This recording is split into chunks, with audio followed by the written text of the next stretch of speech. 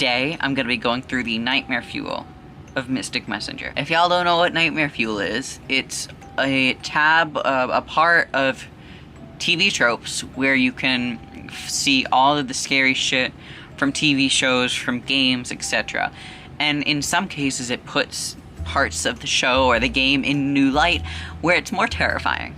So, and also like trigger warning for these because there's some really creepy ones. So, first off, the casual story's bad ending is a frightening event, maybe overlapping with fridge horror. Yusung becoming aware of how he is just programmed is one thing, but imagine the scene from Zen's and Jaehee's point of view. The youngest member of your group, whom you consider a friend, suddenly starts talking about how he's a robot, and how other group members will probably discard him when they find out what he's saying. And he's completely serious too. Oh, when you get to his place to talk to him and maybe ask him to see a psychologist, he's gone without a trace. I think I've played this ending, and like, thinking about it like that, that's terrifying. What does fridge horror mean? Fridge horror is simply put when something becomes terrifying after the fact. Maybe you thought about it or that plot point a little too hard, and suddenly you realize that everyone was trapped in stasis forever, or that little lovable child will grow up in a world where everyone around them is dead.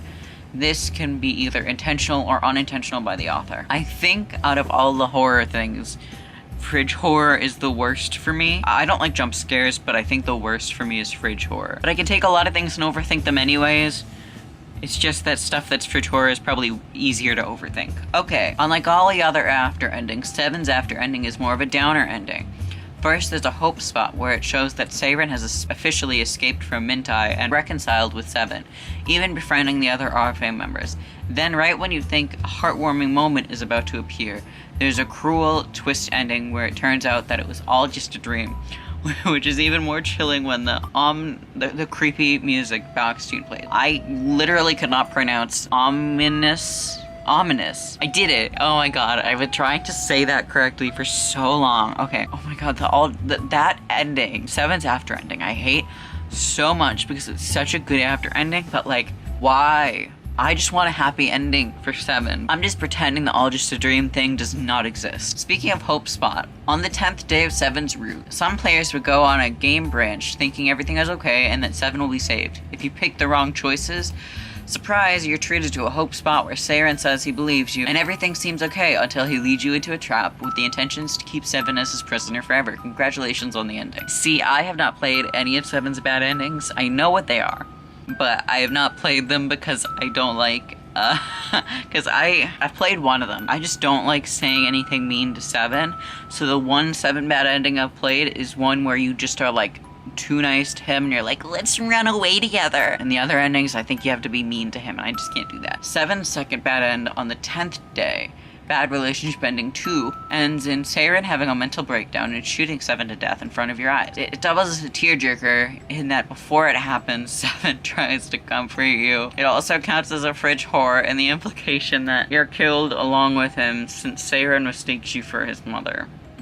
Oh my god. Jumin's infamous bad ending can be straight up terrifying, especially for people who went through— I'm gonna have to bleep that. No, I'm not, because this is fucked anyways. Okay. If you encourage his possessive qualities, he goes overboard and traps you in his house. He goes on and on about how you're the most precious thing to him, and how he should be the only one allowed to have you, and how he wants to possess you. He then proceeds to regulate everything from your dress to your room to your food, and the kicker, he puts a micro GPS in your shoe so he can track your every movement. How many fans manage to find this ending sexy is anyone's guess. Like, I think specifically the CG people really like.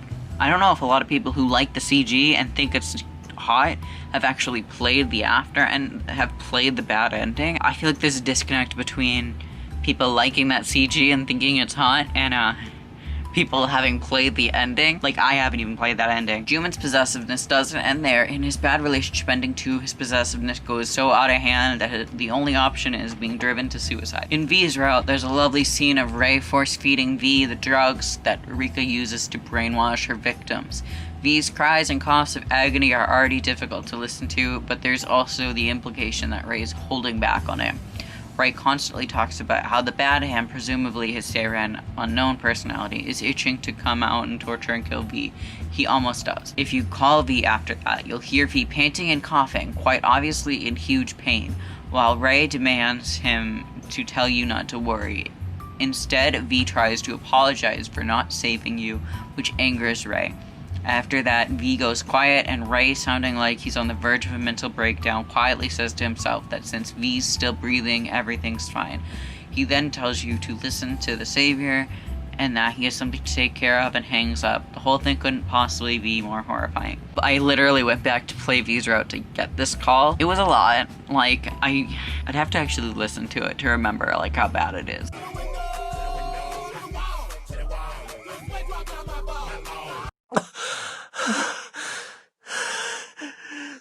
통화 잘 되네. 네 휴대폰도 이제 내가 해킹했어. 네가 죽고 못 사는 그녀가 걱정하잖아. 걱정하지 말라고 해줘. 어? 얼른! 그 아이 마음 아프단 말이야. 안 해요. 구해주지 못해서. 또 그게 무슨 말이야? 왜 자꾸 거짓말을 해? Looking at these things and thinking how much Saeran must have gone through to be going through this mentally, like, that's horrific to me. Like, all of these things are horrific to me, but the idea of but what Saeran went through that we're not seeing at all is horrific to me at the same time, you know? Okay, comment below if you're gonna have nightmares tonight. I know I may or may not. Okay, bye guys.